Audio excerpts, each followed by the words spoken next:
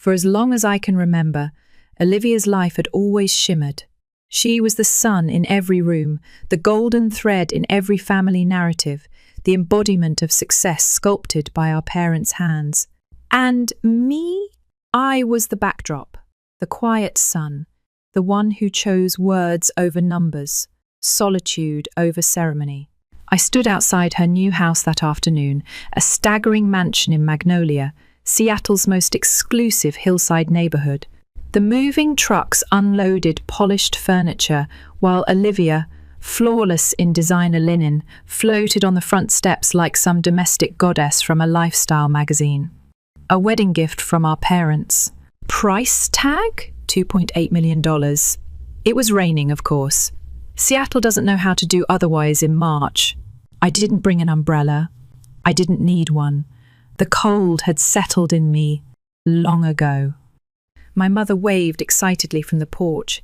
Isn't it stunning? Perfect for them. Plenty of room for grandkids. I gave her a weak smile. I had spent the last of my paycheck on a card for Olivia and James.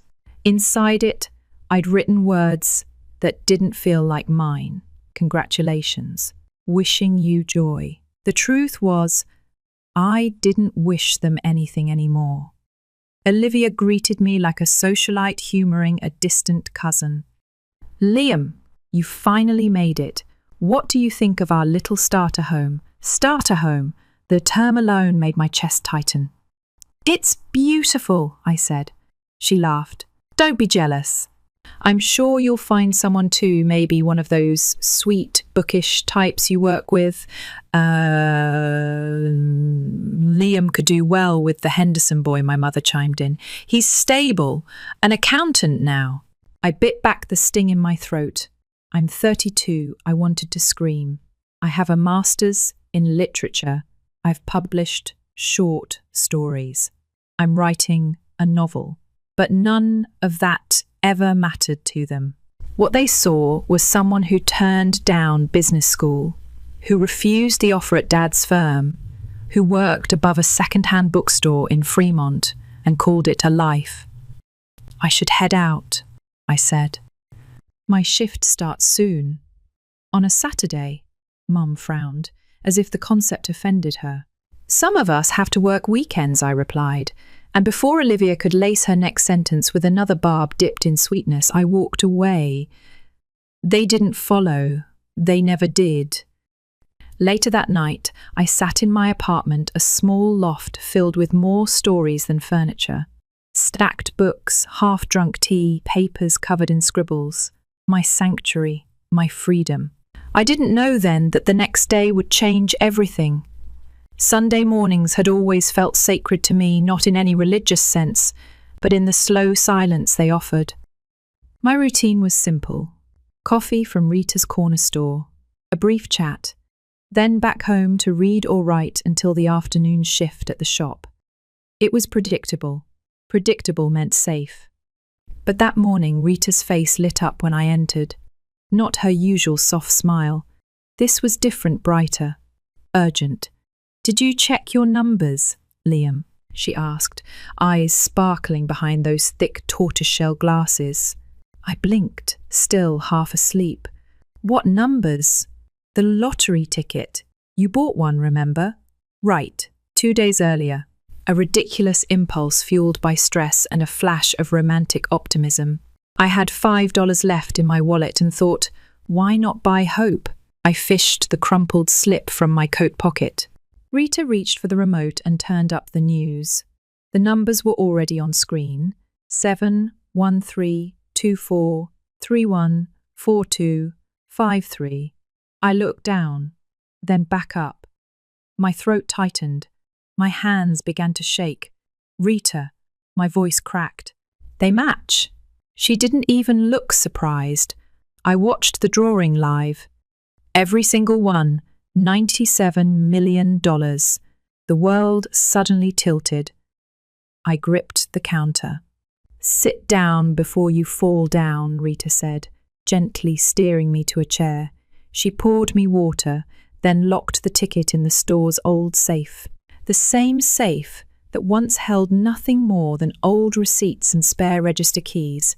"I'm calling Jonathan," she said, already pulling out her phone. "My son, financial attorney, Harvard educated and, yes, single, though that part's optional." I barely registered her teasing. "What about my family?" I murmured, still somewhere between panic and disbelief. She laid a hand on my shoulder. "You'll find out soon enough what they really want. But right now, this is yours. And you need to protect it." An hour later, Jonathan arrived, impeccably dressed, calm. The kind of man who never spilled coffee on his shirt or forgot a password. "Don't tell anyone," he advised after I signed the back of the ticket. We set up legal barriers first. Trusts, end, A's. Privacy filters. You'll stay invisible until you decide otherwise.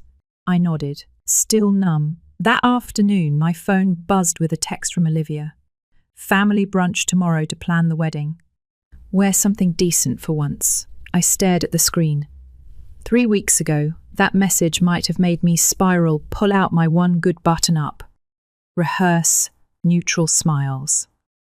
But not now. I typed back. "Can't make it." Something more important came up. For the first time in my life, that wasn't a lie. 3 weeks passed between the day I signed the back of that ticket and the morning my name erupted across the news cycle. In that quiet window, I disappeared not in the dramatic fake a death kind of way, but in a gentler, more deliberate one. Jonathan moved like a man born for crisis management. Within days, he had set up layers of protection around the winnings, blind trusts, LLCs, dummy addresses. He didn't ask for permission, he anticipated needs I hadn't even considered. "We keep your name off public records for as long as possible," he said as I sat across from him in his minimalist law office. "But once you claim, it becomes public domain eventually." "You good with that?" I thought about Olivia, about my parents, about their voice tones reserved for me, the tight, disappointed ones. I thought about every Sunday dinner where I was asked if I was still working at that little shop, as if I'd been found in a ditch. "I'm good with it," I said. "They won't see it coming." My departure from the bookstore was quiet. I left my manager a handwritten note and a check large enough to fund her dream expansion, the children's corner she'd always talked about, but never had budget for. It was the first time writing a check had felt like liberation instead of loss. Next, I found a house in Green Lake. A simple 2-story craftsman with a reading nook off the kitchen and a garden that hadn't bloomed in years. I bought it through the trust. No one would know it belonged to me. And finally, I began laying the foundation for what I wished had existed when I was 20, a publishing company that didn't care if you'd gone viral, had an agent, or played golf with a board member. True North Press, we named it. A compass for the overlooked. Jonathan called it poetic. I called it overdue. The morning my name went public, I woke up early. The sky was still bruised purple, Seattle fog curling around the edges of the windows. I made tea, not coffee. Tea felt more ceremonial. My phone began vibrating violently around 7:16 a.m. First came the headlines. Seattle man wins $97 M. Bookstore workers' life changes overnight. Then came the texts. Childhood acquaintances. College classmates I hadn't spoken to since finals week. Distant relatives who forgot my birthday every year but one when they accidentally sent me a Christmas card with Mason written on it. And then Olivia. Liam, oh my God, why didn't you say anything? Call me seconds later, Mom. Liam Edward Bennett. How dare you hide this from your own family? We're coming over right now. Where are you living? Dad followed suit. Briefer, colder, call your mother. She's beside herself. I didn't respond. Instead, I poured another cup of tea and stared out the window as light slid slowly into the garden. That silence? That was mine now. And they couldn't take it. They showed up the next day. Olivia Dad, all standing at my gate, dressed like they were headed to a political fundraiser instead of my modest but perfect home. Thanks to Jonathan's foresight, I had a security camera installed. I watched them squirm for a full minute before buzzing them in. My mother embraced me first, an unfamiliar softness to her movements. "Oh, honey," she said breathlessly, eyes darting around the living room. "You could have told us." "I did," I replied evenly, "just not with words." They sat down awkwardly. Olivia scanned the bookshelves like she was assessing market value. "You know," she said lightly, "there's a 4-bedroom colonial near my place. It's on the market. You could finally live in a proper neighborhood." "I'm happy here," I replied. My father leaned forward. "We're worried, Liam. This is a lot of money. You need guidance, advisors. People who know what to do with this kind of windfall." "I already have a team," I said. Jonathan's firm. My mother's smile froze. "That lawyer from the grocery store?" "Rita's son," I clarified. "Yes." "Be serious," Olivia chimed in. "You've never been good with finances. Like when I loaned you that $10,000 to start that tiny publishing blog, the loan you never let me forget." I cut in. Olivia's lips thinned. That was different. I had a wedding to plan. I stood up slowly, walking to my desk. 3 envelopes sat waiting Jonathan's idea. I picked up the first and handed it to Olivia. A cashier's check, $110,000, covers the original loan plus compound interest over 6 years. We're square now. She opened her mouth but said nothing. I handed the second envelope to my parents. "This one's for you, $15,000. A detailed record of every cent you ever spent on me, school clothes, summer camps, birthday gifts. I have reimbursed it all." Dad's eyes narrowed. "This isn't necessary." "Neither was comparing me to Olivia for 2 decades, I said, voice calm. "But here we are." "And the third?" Mum asked, glancing at the envelope still in my hand. I opened it myself. "Documents. I've established a literacy foundation, fully funded. I'm opening 3 community libraries across Washington in the next 2 years. And I've launched a publishing company. Contracts are already being signed." They stared at me like I was speaking Greek. "You think you don't need us," Dad said finally, voice rising. "I don't," I said. Mum's voice cracked. "But we're your family." "Family," I repeated, "shouldn't only show up when there's money." I walked to the door and held it open. Dad was the first to move. "You're being emotional." "No," I said. "For once, I'm being logical." They left without protest. No screaming, no tears, just stunned silence. That night, I sat at my desk and opened the folder for my novel. It had sat untouched for months, buried under guilt, self-doubt, survival jobs. But now the words came back. They weren't about revenge, or wealth, or proving anyone wrong. They were about finding light without asking permission to shine. 6 months can remake a life. The old warehouse on Ballard's Edge had once been a shell of rust and creaking beams. Now it was something else entirely: glass doors, exposed brick, warm lights. Inside, books lined the walls like stained glass in a sanctuary. Voices filled the space: laughter, discovery, awe. There were no cubicles, no prestige posturing, just writers, readers, people who believed that stories, especially the overlooked ones, deserved to be heard. True North Press had launched with 6 debut authors. All had been rejected elsewhere. Too strange, too raw, too real. I signed every one of them personally. At the centre of it all stood Noah, barely 9, grinning from ear to ear as he showed off his spiral-bound story to a small group of parents and teachers. His mum had found our literacy program on a flyer taped to a lamppost. He never liked books, she'd said when they came in. Now I can't get him to stop writing. I wrote about a robot who can't feel feelings, Noah told me proudly. But then he finds a library and starts crying when he reads a poem. I blinked.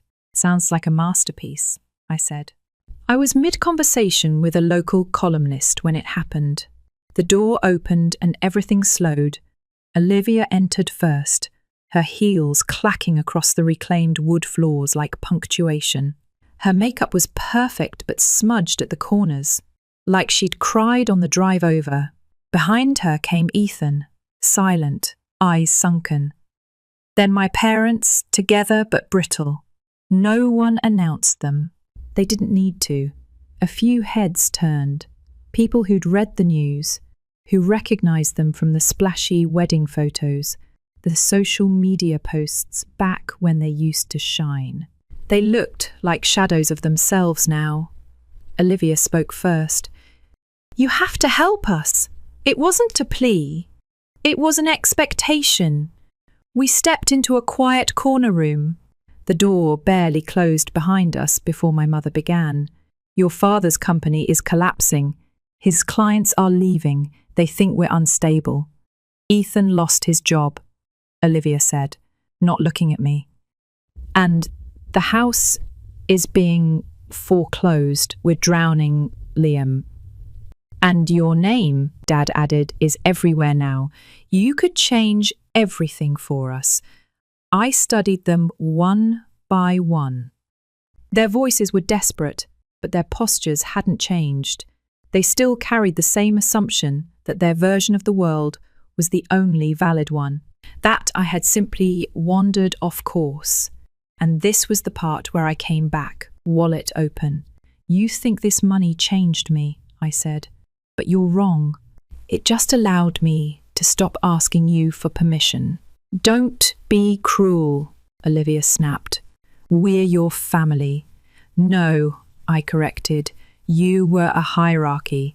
My father's face hardened. "What do you want from us? Apologies? Public humiliation? We're here. We're saying we need you. And I needed you," I said. "For decades. When I wanted to write. When I chose a different path. When you rolled your eyes every time I brought up the bookstore or the manuscript or the scholarships I turned down because you made them feel like chains." Mum's lip trembled. "We made mistakes. But we're trying to fix them now." I looked at her, really looked. For the first time, she wasn't wearing the usual perfection. Her necklace sat askew. Her voice didn't land like it used to. I believed her, but I didn't owe her. I reached into my pocket and pulled out my phone. "I'm not giving you money," I said, "but I'm offering something else." Swipe, Dad. "Carter Financial Services is looking for a senior advisor. They've agreed to interview you. It's tomorrow. You'll need to shave the ego, not just your jawline." Swipe.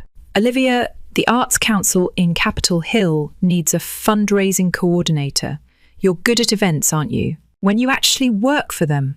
Swipe. "Ethan, one of our sponsors, runs a construction firm. They're hiring, good pay, honest hours." Olivia's mouth dropped open. "You want us to work?" I raised an eyebrow. "You think money just happens?" "That's easy for you to say," she cried. "You got lucky." "No," I said, "I got free." There was a long silence. Then Olivia stepped forward, quieter this time. "The Arts Council really thinks I'm qualified." I nodded. "When you're not performing for Instagram, you're actually brilliant at what you do." She didn't speak, but for the first time in years, she looked reachable, human, not polished, not perfect, real. My father took the Carter contact info without a word. My mother stared at me, watery-eyed. "This place," she whispered, glancing back into the open space of the publishing house. It's beautiful. I had no idea. You didn't want to know, I said gently. Liam, she whispered, can't we start over? I thought of the long years, the silences, the missed birthdays, the books I wrote in the dark because I knew no one would ask to read them. Maybe one day, I said, but not today. They left quieter than they'd arrived. No door slams, no dramatic exits, just the shuffle of heels and regret. Rita appeared behind me, holding a cup of tea. You okay, kid? She asked. I nodded. Better than I've ever been. Noah returned minutes later, clutching a new draft of his story. Miss Bennett says my robot can be in a real book someday. I crouched to his level. She's right, I said. Every real story starts when someone finally finds the courage to write it. He smiled like the world had just doubled in size. And I realized for all the pain, all the loss, all the silence, I was finally where I was supposed to be. The publishing house didn't just grow, it became a landmark. We didn't have billboards or buzzwords. What we had was something better, reputation. Writers who had been told no everywhere else walked through our glass doors and left with a contract and hope. Communities that hadn't had libraries in decades suddenly had shelves again, stocked and staffed. Our literacy programs spread into school systems and shelters, into neighborhoods where no one had ever said, "Your story matters." People asked me often what it felt like to win the lottery. I never knew how to answer, because the money itself, those zeros stacked in my accounts like high-rise shadows, didn't feel like a victory. The real win? Waking up every morning and knowing I didn't need anyone else's approval to exist on my own terms. It was late one evening in October when I got the message. From Olivia. Saw your company featured in the Business Journal. Must be nice having everything handed to you. Bit of irony, Ethan lost another job. Things are hard. Could use some support from family. I stared at the screen, unmoved. Over the last few months, they'd tried everything. Guilt-laced apologies, sudden bursts of kindness, the kind of emotional negotiations that once made me feel like a traitor just for saying no. But something had shifted. They weren't monsters, just people, raised in a world where success had a uniform and love came with conditions. But I wasn't that boy anymore, waiting for a table that was never going to be set for me. I deleted the message. Not out of anger, just detachment. Weeks later, at one of our fall author showcases, Noah pulled on my sleeve. He was beaming, practically vibrating with excitement. Miss Harper said my story's going to be in the winter anthology. Like a real book, with pages and everything. You earned it, I said, crouching beside him. He hesitated, then whispered, Do you think stories can change people?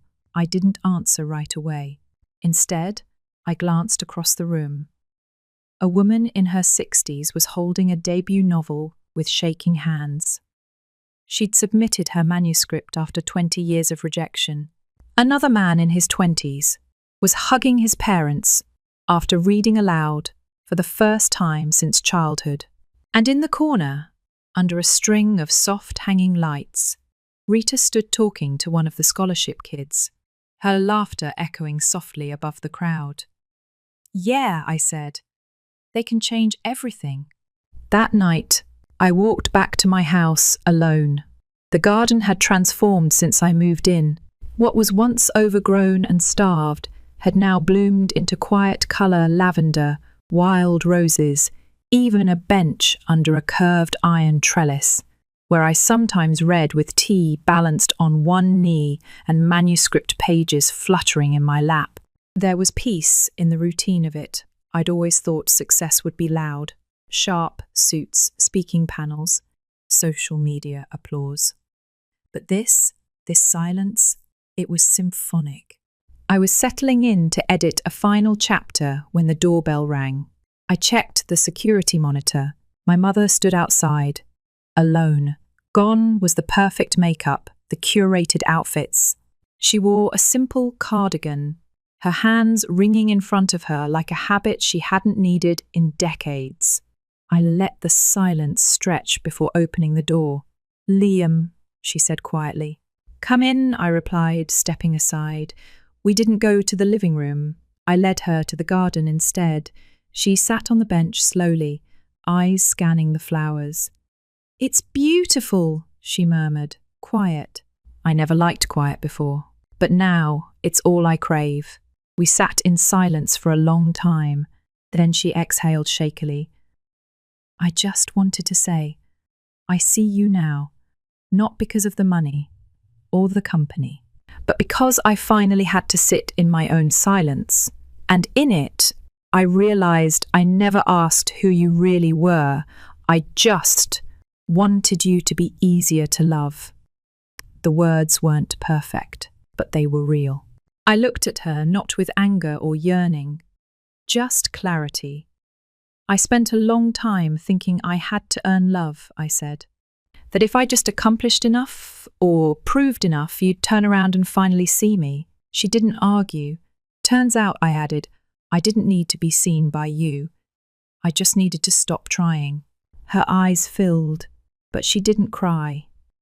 "You don't owe us anything," she whispered, "but I hope one day we can rebuild something better." I nodded, slow.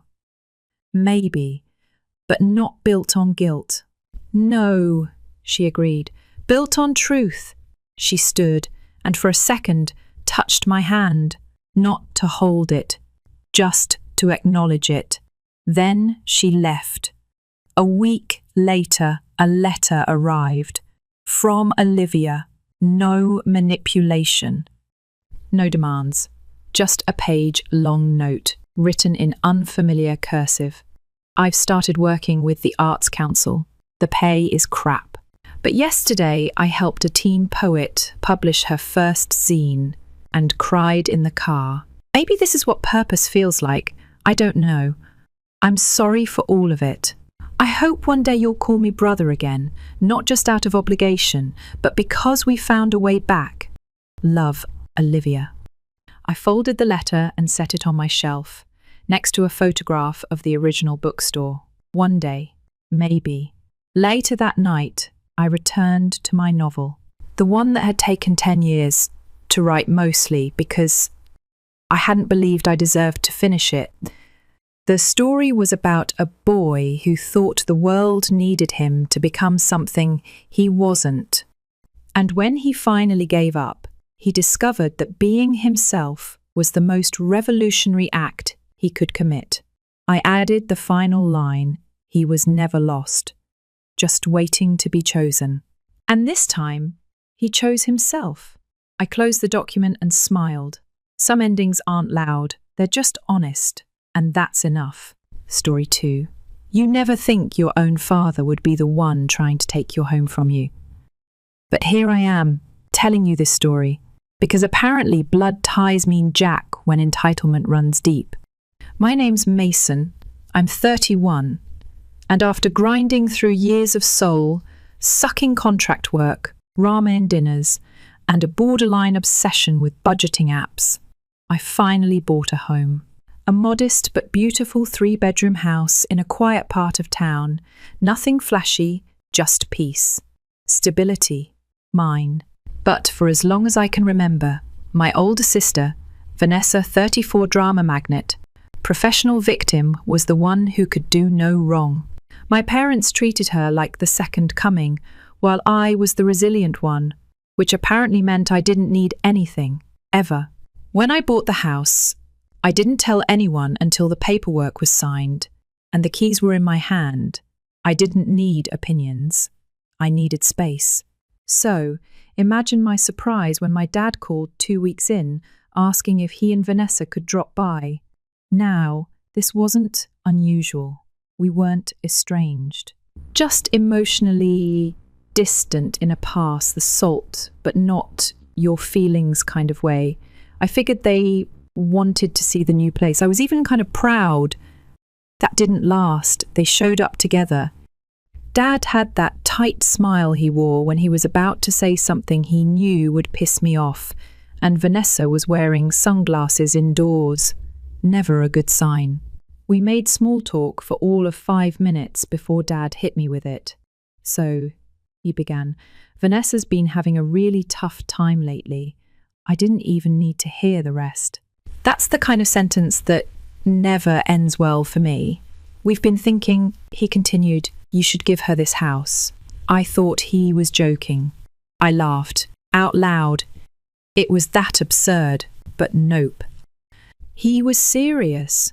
"She needs it more than you," he said, like he was announcing the weather.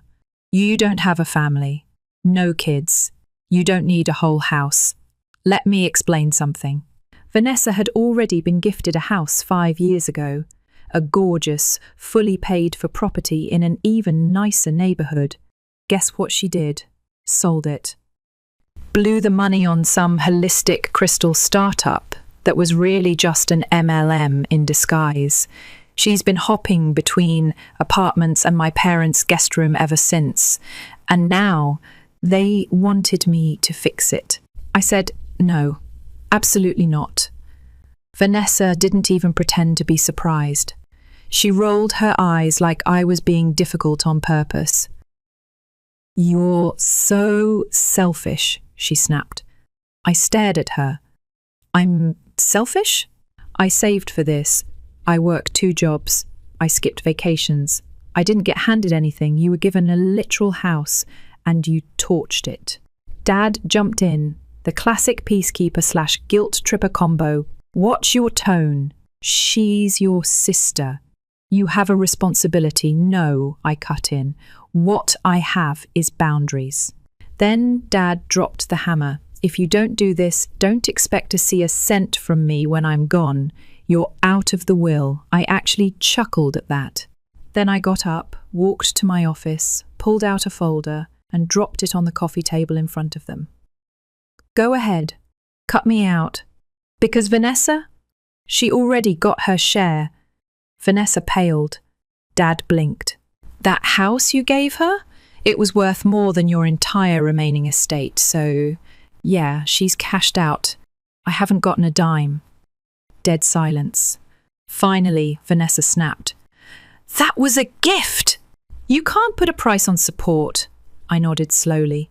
"Sure, but apparently you can put a price on mine. It's exactly 1 house." Dad pointed at me, jaw tight. "You'd really see your own sister homeless before helping her." "She's not homeless," I said. "She's been living rent-free in your house for years. No job, no bills, no accountability. Meanwhile, I'm supposed to just hand over the one thing I've actually earned." They didn't answer, so I walked to the front door and opened it. "Out, both of you." Dad looked stunned. "You're not serious." "Dead serious! You're not entitled to anything here," Vanessa huffed, grabbed her oversized purse, probably paid for with Dad's credit card, and stormed out. Dad lingered just long enough to mutter something about being disappointed in me. I locked the door behind them. That should have been the end, right? It got worse. A few days later, my realtor called me, confused. "Hey," she said, "I just got a weird inquiry. Someone claiming to be your father asked whether the title of your house was in your name or still in the family." My stomach dropped. I reassured her that, yes, I was the sole owner. But something about it stuck with me. Why was he asking? That night, around 10 p.m, I got a motion alert from my security cameras. I checked my phone. There they were, Dad and Vanessa, with a locksmith. I hit the mic button on the app. "Can I help you?" The locksmith jumped. Dad didn't even flinch. "We're just checking something, son. Don't make this difficult." The locksmith looked confused. They said they owned the house and lost their keys.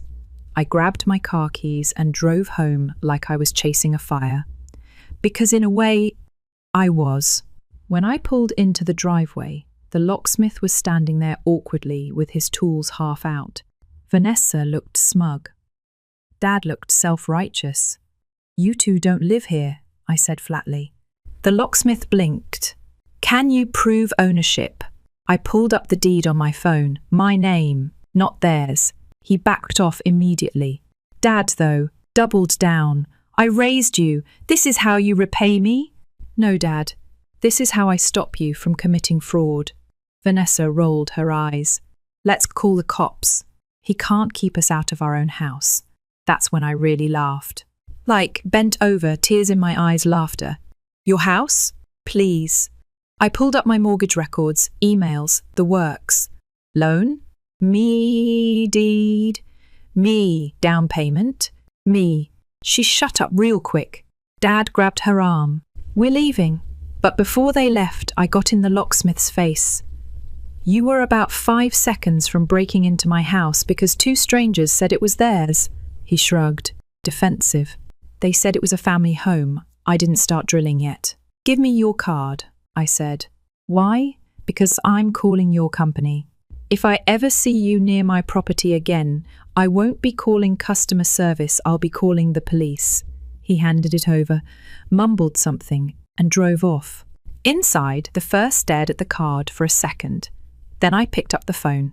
First, I called the locksmith company, then my lawyer, then the police. Yep, I filed a report. I showed them the footage. The conversation through the mic, everything. The officer said it qualified as attempted unlawful entry. Not enough for full trespass charges, but enough to create a paper trail. And thank God I did. Because within the hour, Dad and Vanessa started blowing up my phone. Texts, voicemails, guilt trips and veiled threats. You'll regret this, one said. Family is forever, said another. But my favourite. You just ruined your future over a misunderstanding. No, Dad, I just saved it. And that, my friends, was only the beginning. After that night, I figured they'd back off.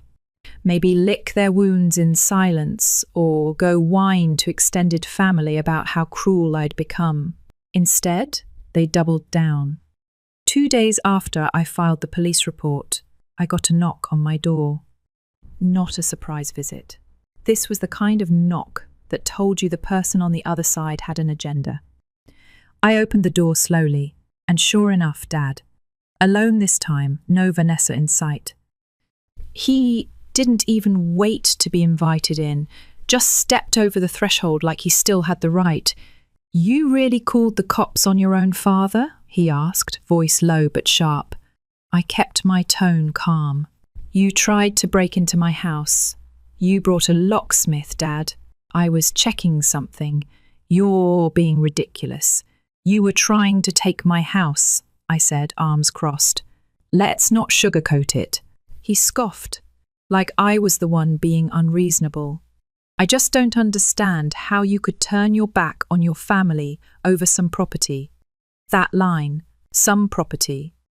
Like this house wasn't the result of years of sacrifice, skipped vacations, sleepless nights, and saying no to things most people said yes to without thinking. This house isn't just property, Dad, I said. It's my life, my independence, the first thing I ever truly owned. He looked at me for a moment. Then his eyes narrowed. You think you're the only one who struggled? You think we didn't make sacrifices too? And there it was, the classic parent guilt trip. Like somehow their past choices meant I owed them everything forever. You sacrificed for Vanessa, I replied, deadpan. Not for me. His jaw tightened, but I kept going. I didn't come to you for help when I was broke. I didn't expect handouts. I handled my own problems. Vanessa? She runs through money like it's a game, and you keep resetting the board for her. He shook his head. You're bitter. No, I'm done. That stopped him for a beat. He wasn't used to me talking like this. I'd always been the quiet one, the easy kid, the one who smiled through being forgotten. I didn't come here to argue, he said eventually. I came here to tell you something. I raised an eyebrow. Go ahead. I've changed the will. There it was. I'm taking you out completely. Everything's going to Vanessa now. I didn't even flinch. I figured as much. He seemed disappointed that I didn't react. Like he wanted to hurt me with that. Like cutting me out of the will would shatter me. I already talked to my lawyer, I said. I know what you're trying to do. And I'll challenge it if it ever becomes relevant. He laughed bitterly. You think you can fight me on this? I don't think, Dad. I know. He stood there for a second, then nodded like he was confirming something to himself. You've changed. Good, I said. That means I'm growing. He left without another word, but of course, it didn't end there. The next week, I got a notice in the mail from the county office. Someone had submitted a request for property reassessment on my house. I hadn't made any such request. It didn't take a genius to figure out who did. I called the office, explained the situation, and they confirmed what I already suspected. The inquiry came from someone using my father's name, claiming family dispute as the reason for the reassessment. I had to fax over proof of ownership and a signed affidavit to shut it down. It was a hassle, but I got it handled. Still, it scared me a little. Not because I thought I'd lose the house. Legally, I was covered. But because it made something crystal clear, my own family was willing to lie under oath, on paper, in public records, to take what was mine. That night, I sat in the living room, scrolling through old texts from Dad and Vanessa, and I realized something. I wasn't angry anymore. I was tired. Tired of playing defense. Tired of being the backup plan. Tired of being treated like the safety net just because I had my life together. So I started planning, not for revenge, not in the dramatic, burn it down kind of way. I started protecting myself, strategically.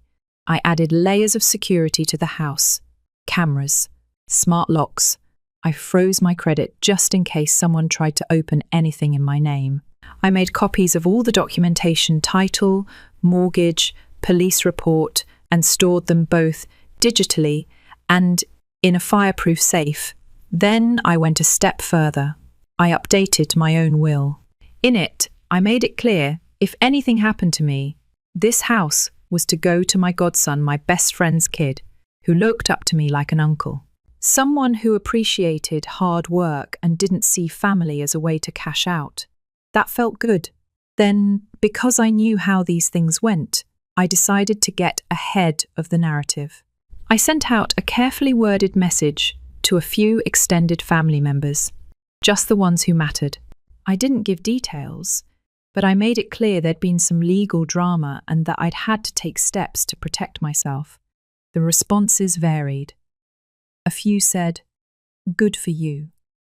One cousin said, not surprised, "Your sister's always been a trip, but my favourite?" My aunt replied with, "Took you long enough." That made me laugh out loud. I guess people had noticed the imbalance. I just hadn't wanted to see it. Around this time, Vanessa tried calling again. I didn't pick up. She texted instead. "Vanessa, are you seriously cutting us out? Us, as if we were a package deal. Me, you tried to break into my house. That was your choice. I'm just responding accordingly," she replied, with a string of half-coherent messages about loyalty and blood over everything. I didn't bother responding. Instead, I screenshotted everything, stored it in a folder labelled just in case. A week later, Dad made one last attempt to push his narrative. He posted some cryptic message on Facebook, something about selfish children and how money changes people. One of those passive, aggressive boomer rants that make zero sense unless you're in the know. But it backfired. Someone I still don't know who commented, "Didn't you try to steal his house though?" Silence. No replies, no likes, no defense. That was the moment I knew the tide had turned, and you'd think that'd be the end of it, right? Wrong. Because about a month after that, I noticed something odd in my mail again. A change of address confirmation from the post office, addressed to Vanessa, trying to forward my mail to her new temporary residence. She was trying to redirect my mail, my legal documents. I drove straight to the post office with ID, deed, and a copy of the police report. The clerk was apologetic. We've been seeing this more lately. Family fraud, especially with housing. I filed an official complaint, locked down my address, and had them flag my property for unauthorized changes. Then I sat in my car in the parking lot and laughed. Not out of humor, out of disbelief. My sister had officially graduated from mooching to committing federal mail fraud. And still, through all of this, not one genuine apology, not 1 ounce of remorse, just more entitlement, more audacity, more proof that I had made the right decision, because this wasn't just about a house anymore. It was about control, boundaries, respect, and for the first time in my life, I had all 3, but the final blow, that was still coming. And I didn't have to lift a finger. Life started to settle after the chaos. I mean, it never fully goes back to normal after your own father and sister try to hijack your life. But things slowed down. I got back into my routine coffee on the porch, music while cleaning, cooking real dinners instead of stress snacking over the sink. Peace had a new flavour. It tasted like boundaries and silence. But I knew better than to let my guard down. People like my father and Vanessa, people who live off control, manipulation and guilt, they don't stop just because you say no. They see boundaries as challenges, not walls, but hurdles. And I could feel it, that hum in the air, that quiet before the storm. Sure enough, the storm came. I got a letter in the mail, handwritten. Sloppy cursive like my dad had scribbled it with shaking hands. It wasn't even an apology, just a rambling mess about how family matters more than pride, and Vanessa's been through enough. The kicker, he ended it with, "I forgive you, he forgives me." The man who tried to steal my house, who nearly got the locksmith to change my locks, who threatened to cut me out of the will like it was monopoly money, he forgives me. That's when I knew he was spiraling, not because he felt bad, but because he was losing control. I didn't respond. A week later, Vanessa sent me a video, no caption. Just a clip of her walking through an empty apartment, panning over boxes and a mattress on the floor. Sad music playing in the background. It was so staged it could have had credits. Then the text followed, "Hope you're happy. I lost everything. I watched it twice. Once with annoyance, then with clarity. She wasn't reaching out to make peace. She was planting seeds, preparing for something. And I was right, because not even 3 days later I got served. Yeah, served, like in the movies. A guy in jeans and a hoodie knocked on my door, handed me an envelope and said, "You've been served." Drove off in a car that didn't even stop idling. Inside the envelope, a lawsuit.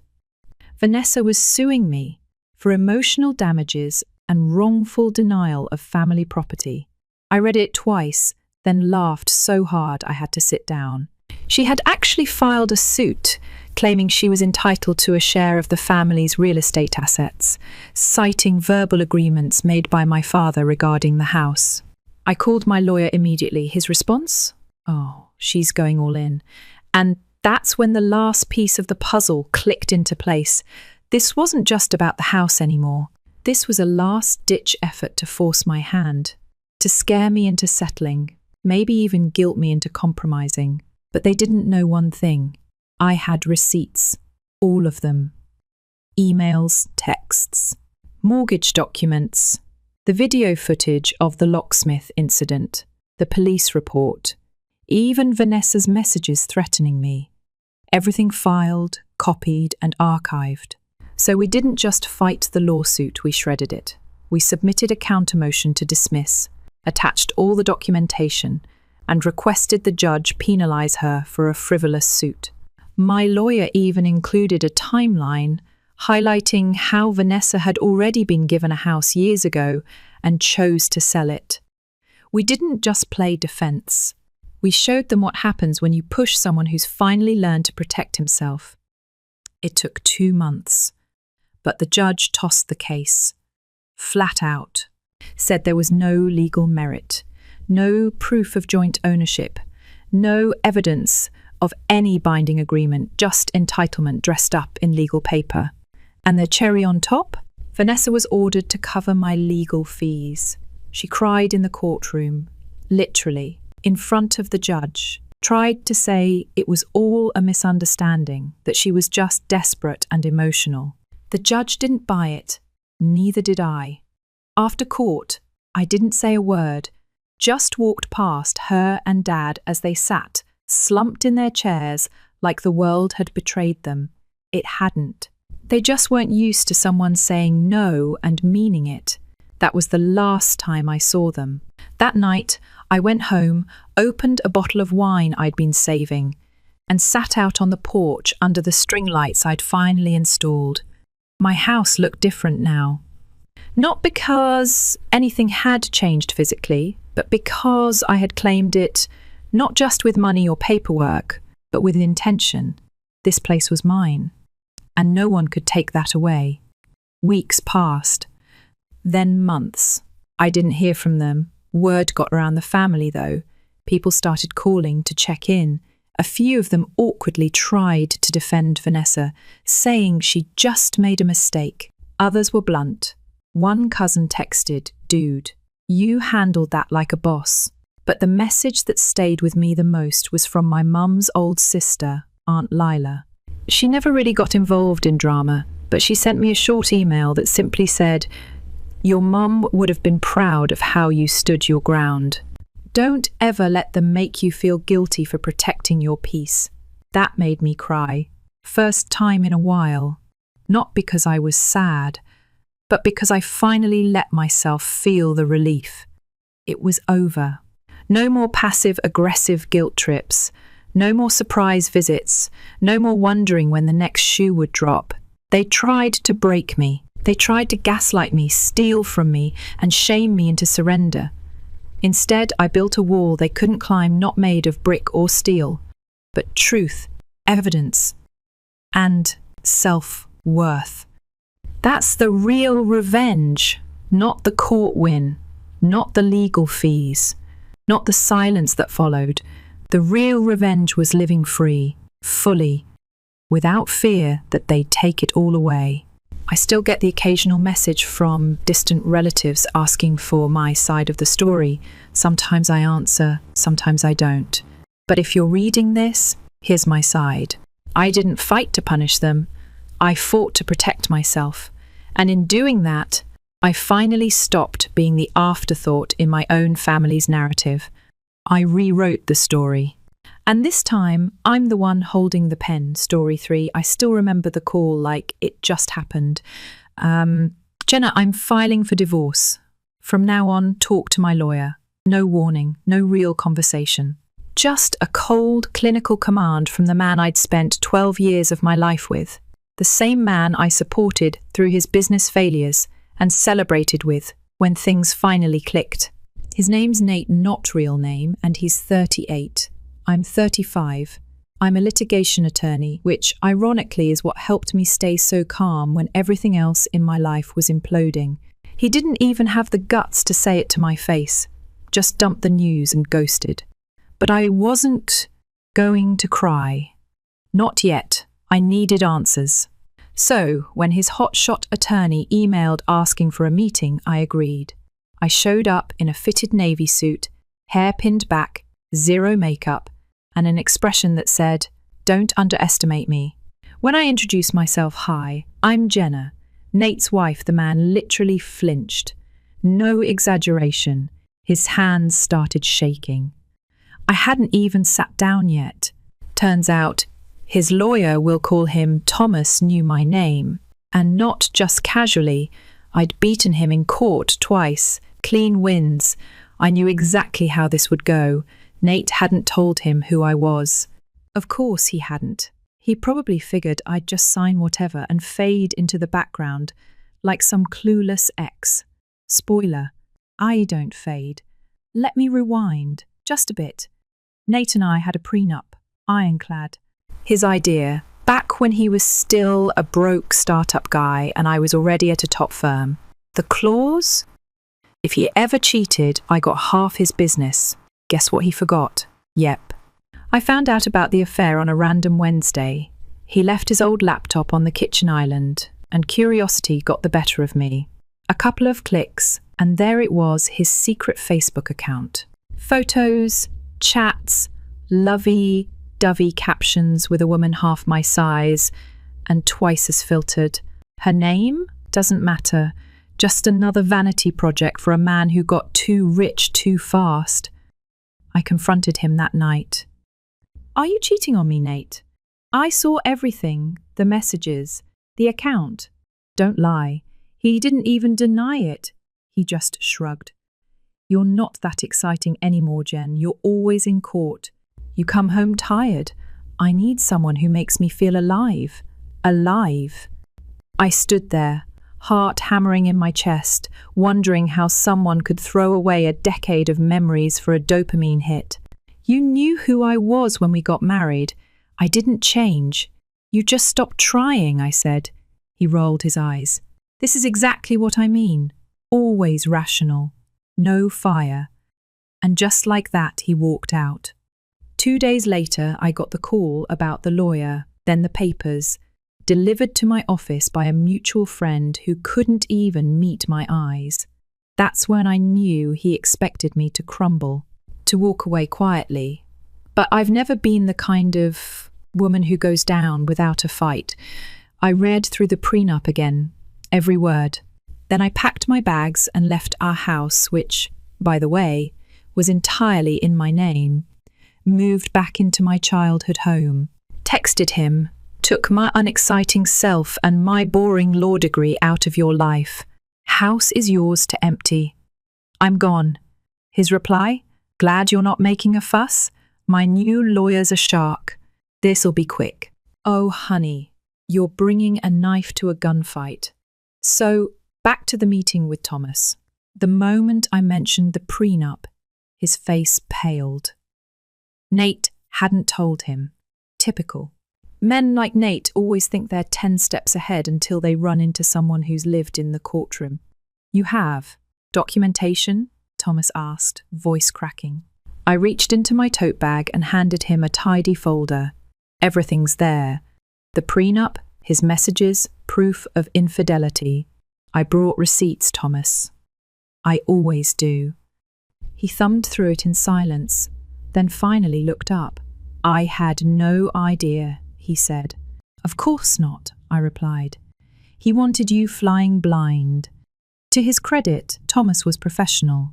He didn't argue or try to gaslight me, just closed the folder and said, I think I need to have a conversation with my client. Later that evening, I got a text from Nate. First one since the divorce announcement. What the hell did you say to Thomas? The first stared at the screen, smirking, told him the truth. Something you clearly forgot to mention, he called. I let it ring out. The next morning, another knock on my door. It was Nate, dishevelled, tired, desperate. I opened the door just wide enough. Make it quick, I said. He didn't even try to pretend anymore. I can't find a lawyer. Everyone I go to says no. That's unfortunate. You've been sabotaging me. I laughed. Actually laughed out loud. No, Nate. You did this to yourself. You lied. You cheated. And you forgot who you were messing with. But it's my business. No, it's our business now. You put that in writing. He stepped back, eyes wide. Jen, come on. We can fix this. I ended it with her. It was stupid. Just give me another chance. I stared at him, thinking about every time I cried myself to sleep, every birthday he missed, every time I pretended not to notice his disinterest. No. Why not? Because I deserve better. And you deserve the consequences, he cried. I didn't. After Nate cried on my doorstep, I didn't say much, just closed the door gently in his face. I wasn't angry anymore. It was strange, actually. There was a time when I would have given anything for him to show emotion, to fight for us. But now, all I saw was a man scrambling to undo the damage he did with his own hands. There's a weird kind of peace that comes when you stop waiting for an apology and start moving like you never needed one. A week later, I found out he'd tried to hire 2 more firms. Both rejected him. Apparently, once they realized I was involved and saw the evidence, I wasn't just a red flag. I was a full stop. Can't say I was surprised. See, this is what Nate never understood. He always thought power came from money, from status, from being the guy with the nice car and the flashy watch and the pretty girlfriend on his arm. But real power, that's preparation, that's reputation, that's knowing your rights and having the backbone to enforce them when it counts. That's what I had, and what he never will. Eventually, he stopped trying to fight me in court and started trying to bargain. He offered to let me keep the house, already mine. He said I could keep the furniture. I laughed at that one. He even suggested we stay friends and work out a plan privately. It was all so pathetic. It felt like performance art. What finally got to him, though, was when my firm filed for enforcement on the prenup. It became real. Court dates, financial disclosures, media sniffing around, because his company had just landed a high-profile client. And here he was, about to lose half of it. His tone shifted after that. He called again, this time quiet, measured. "Jenna, please, can we talk just one last time?" I agreed.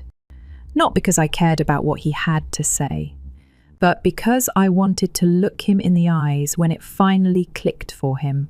We met in a neutral space, conference room at a co-working hub. I wore all black. He wore desperation. "Look," he started, hands on the table. "You win, okay? You've made your point." I raised an eyebrow. "Is that what you think this is? A game?" He paused, swallowed. "You don't understand this business. I built it from the ground up. I made it something. And I supported you while you did," I replied calmly. "I stayed up when you couldn't sleep.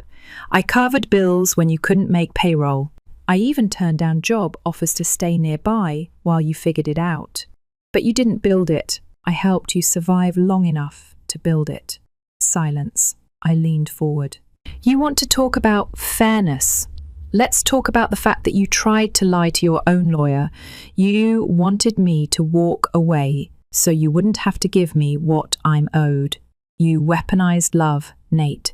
And now you're just upset that I knew how to fight back." He didn't respond, just stared at the table.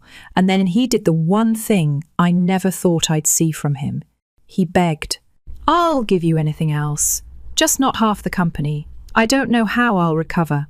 I nodded slowly. "You won't. Come on, you can't really want me to suffer like this." I looked at him, really looked at him, and all I saw was a man who was finally feeling the pain he so casually handed to me, like a throwaway sentence. "You handed me divorce papers like you were ordering lunch," I said. "You cheated on me and told me I wasn't good enough. You said I didn't excite you. You bragged about your perfect life with someone else. So forgive me if I'm not here to rescue you from the consequences." That was it. That was the last real conversation we had. The divorce was finalized a few weeks later. Clean break. As per the prenup, I got 50% of the business. And since he didn't have liquid assets, he had to sign over shares. We gave him the option to buy me out eventually, but with his finances in shambles and his little muse ghosting him, he wasn't exactly in a position to negotiate. Yes, the mistress bailed. Of course she did. Turns out, money was the glue holding their little fantasy together. Once it was gone, so was she. Blocked him on everything. Didn't even leave a note. I almost felt bad. Almost. He had to move out of the mansion, sold it below market just to cover debts. Last I heard, he's renting a 2-bedroom condo and trying to rebrand online. Humbled by life, he said in some half-hearted Instagram post. Honestly, it's probably the first time he's ever told the truth. As for me, I didn't just survive. I leveled up, used part of the business shares to create passive income. Bought a new home, not just big, but peaceful. Quiet mornings, good coffee, sunlight pouring through tall windows. Hired a financial advisor. Updated my wardrobe. Started saying yes to things I used to push off. Therapy too. Not because I was broken, but because I was tired of carrying around pieces that weren't mine to begin with. There's power in healing on your own terms. I also started mentoring younger women at my firm, helping them navigate both law and life. Turns out, the thing that made me unexciting to Nate. It's the same thing that makes me a damn good leader. Responsibility, clarity, resilience. I don't miss the old life. I don't even miss the version of me who tolerated less than she deserved. Sometimes I think back to that first phone call, the one where he said, "You'll talk to my lawyer," and now his lawyer won't even take his calls. Poetic, isn't it? Final thoughts. I didn't scream. I didn't rage. I didn't burn everything down. I just made sure he never forgot who he tried to walk over, and I walked away stronger than ever. Game over.